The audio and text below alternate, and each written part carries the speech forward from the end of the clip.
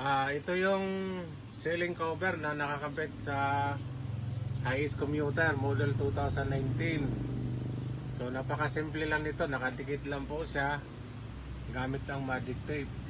Ito yon, ito siya. Sasample natin kung paano siya alisin kung sakali marami na siyang naiipong alikabok. Tutuklapin mo lang to. Yan. Ganun lang siya kasimple, madali. Yan, okay. Ito yung magic tape na nagsisilbing pandikit dito sa ceiling ng ating sasakyan. Yan. Hindi naman siya nagagasgas. Dahan-dahan din lang sa pag-aalis. So ito siya ngayon, no? Kulay gray.